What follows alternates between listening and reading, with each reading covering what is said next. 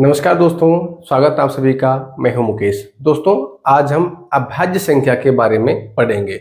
और अभाज्य संख्या के बारे में क्या पढ़ेंगे, जैसे मान लो कोई सवाल हमें दिया गया है, उसमें 4 ऑप्शन हैं ए बी सी डी, और चारों ऑप्शन में कोई संख्या हमें दी हुई है और हमसे पूछा जाएगा कि बताओ इनमें से कौन सी अभाज्य संख्या है। तो हम कैसे पता करेंगे कि दी हुई संख्या अभाज्य संख्या है या नहीं है, इसके बारे में हम इस वीडियो पार्ट में बड़े ही आसान तरीके से पढ़ेंगे।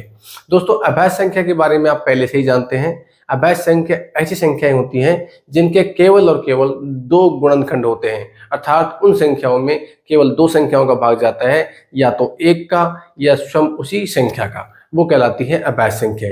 लेकिन हम पता कैसे करेंगे कि दी गई संख्या अभाज्य संख्या है। दोस्तों, छोटी संख्या तो हमारे मौखिक रूप से याद होती है, जैसे 2 है, 3 है, 5 है, 7 है, 11 है, 13 है, 17 है, इस प्रकार से हमें याद होती है। ठीक है, लेकिन बड़ी संख्या मान लो कोई आ जाए 3 नंबर की, 4 नंबर, 4 अंक की, तो हम कैसे पता करेंगे कि वो संख्या अभाज्य संख्या है या नहीं। इस वीडियो पार्ट में हम इसी के बारे में पढ़ेंगे। बड़ा ही आसान तरीका मैं आपको बताऊंगा। दोस्तों देखिए, जैसे मान लो मैंने यहाँ पे एक संख्या लिखी 137 लिख दी मान लो। इसके बारे में हम पता करेंगे कि अभाज्य संख्या है या नहीं। तो सबसे पहला काम आपका क्या होगा, सबसे पहला काम आप इससे जस्ट बड़ी एक पूर्ण वर्ग संख्या सोचो। पूर्ण वर्ग संख्या के बारे में विचार करो कि इससे जस्ट बड़ी पूर्ण वर्ग संख्या कौन सी है। पूर्ण वर्ग संख्या दोस्तों क्या होती है, जो पहले से ही किसी संख्या का वर्ग हो, अर्थात उसका पूरा पूरा वर्गमूल निकाला जा सके, वो कहलाती है पूर्ण वर्ग। तो इससे जस्ट बड़ी संख्या है 144। ये पूर्ण वर्ग संख्या है दोस्तों, और ये किसकी वर्ग है, 12 की वर्ग है, यानी कि ऑलरेडी वर्ग है किसका, 12 का, इसलिए कहलाती है पूर्ण वर्ग। अब आप क्या करो, ये जो जिसका पूर्ण वर्ग है, 12 का पूर्ण वर्ग है ये 144, तो 12 से छोटी सभी अभाज्य संख्या यहाँ पे लिख लो, जैसे 2, 3, 5, 7 और 11। ये 12 से छोटी अभाज्य संख्याएं हैं। सेकंड काम आपको क्या करना है कि इन सभी संख्याओं का बारी बारी से इस 137 में भाग देके देखिएगा। यदि भाग देने पर इनमें से किसी भी संख्या का भाग, या तो 2 का या 3 का या 5 का या 7 का या 11 का, यदि सभी संख्याओं में से किसी भी एक संख्या का मान लो इसमें भाग चला गया 137 में, तो ये जो है अभाज्य संख्या नहीं होगी, यदि भाग 1 का भी चला गया तो। ठीक है, और यदि भाग नहीं गया, यदि भाग नहीं गया इनमें से किसी का भी, तो वो अभाज्य संख्या होगी। ठीक है, जैसे हम यहाँ पे ट्राई करते हैं। 2 का भाग इसमें जाएगा नहीं, एक अंक कितना है, 7 है।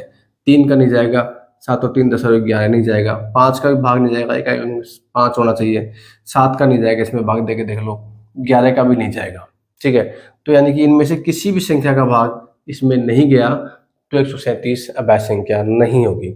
एक और ट्राई करते हैं, जैसे मैं यहाँ लिख देता हूँ 173 मान लो, इसकी बात करते हैं। तो इससे जस्ट एक पूर्ण वर्ग बड़ा, इससे जस्ट बड़ा एक पूर्ण वर्ग सोचो जो पूर्ण वर्ग संख्या है।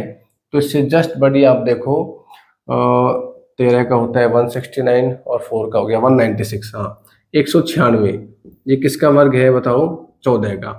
तो ये पूर्ण वर्ग संख्या है। अब 14 से छोटी संख्या सोचो, अभाज्य संख्या है, 2, 3, 5, 7, 11 और 13।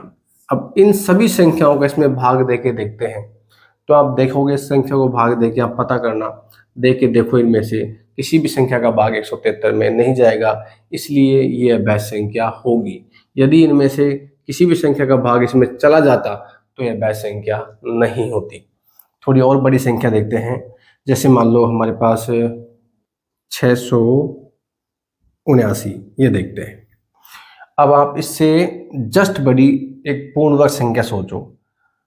इससे जस्ट बड़ी 26 का होता है 676। हाँ, 27 का देखो, 27 का वर्ग होता है 729। तो ये इससे जस्ट बड़ी पूर्ण वर्ग संख्या है।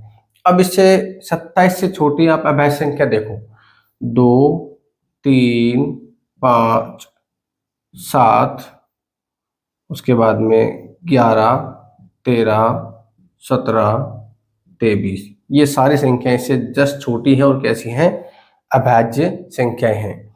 अब इनका भाग देके देखते हैं किसमें, 679 में। यदि एक का भी भाग चला गया तो अवैध संख्या नहीं होगी, अन्यथा हो जाएगी।